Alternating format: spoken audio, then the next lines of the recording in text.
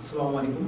আমি জুবাইর সর্দার, NCP diaspora অ্যালায়েন্সের Asia প্রতিনিধি এবং জাপানে রিপ্রেজেন্ট করতেছি বর্তমানে।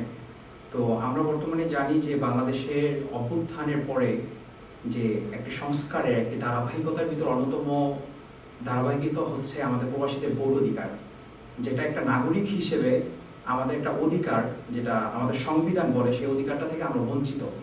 তো আমরা জানি যে এই বিগত দিনগুলোতে আমাদের যে আন্দোলনের সময় প্রবাসীদের অগ্রণী ভূমিকা ছিল, যেটা মিডিয়া প্রচার মাধ্যমে এবং রেমিটেন্স শাটডাউনের মাধ্যমে, যেটা অগ্রণী ভূমিকা ছিল। কিন্তু আমরা দেখতে পাচ্ছি বর্তমান সরকার যে আমাদের সংস্কার করার জন্য যে আমরা প্রবাসীদের ভোট অধিকার বাস্তবায়ন করবো সেটা নিয়ে কয়েকবার কথা উঠেছে, বাট তেমন কোনো আলোচনা হয়নি। সেই আলোচনার প্রেক্ষাপটিতে আমাদের জাপান এনসিপি ডায়াসপোরার প্রতিনিধি এখানে উপস্থিত আছেন। আব্দুর রহমান ভাই, আকাশ ভাই আছেন, তারপরে জাকির ভাই, আপনাদের হচ্ছে হারুনুর রশিদ ভাই।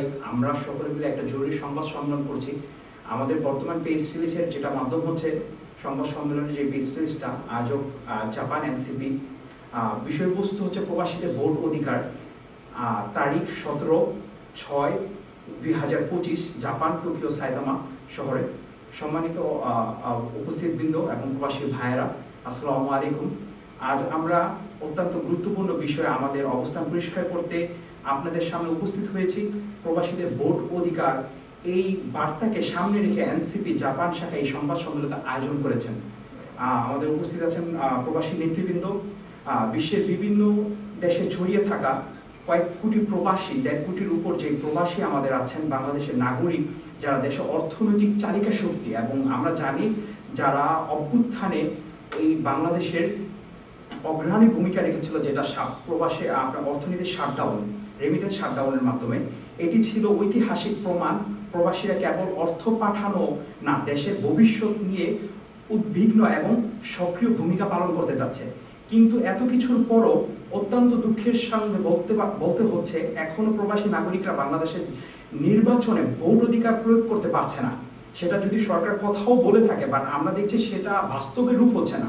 আমরা দেখলাম সরকার এর আগে এপ্রিলে নির্বাচনের তারিখ একটা মোটামুটি ঘোষণা করলো, তার পরবর্তীতে সেটা বিএনপি ভারপ্রাপ্ত চেয়ারম্যানের সাথে আলোচনা করার পর সেটাকে সামনে আনলো। কিন্তু বাট আমরা প্রবাসীদের জন্য এই আমরা দেখতে পাচ্ছি বাংলাদেশের বর্তমান রেমিটেন্সের যে আয়টা, এটার মাধ্যমে বাংলাদেশের অর্থনৈতিক চালিকা শক্তি, যেটা আমার মনে হয় মোর দেন 70% উপর অর্থনীতিকে যেটা ডিপেন্ড করে, আমরা যেটা মনে করি নাকি।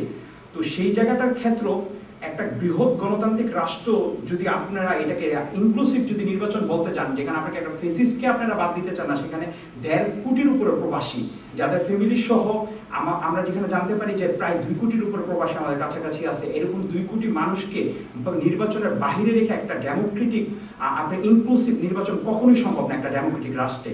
তো আমরা চাই প্রবাসীরা ভোট অধিকারের মাধ্যমে বাংলাদেশের আগামী সংসদ নির্বাচনকে প্রতিনিধিত্ব করবে এবং প্রবাসীদের সেখানে প্রতিনিধিত্ব থাকবে। নির্বাচন কমিশন ও সরকার এই বিষয়ে বাস্তবসম্মত রোডম্যাপ প্রকাশ করতে হবে অবশ্যই। সেটা বলে আমাদের জাপান এনসিপি ডায়াসপোরার দাবি।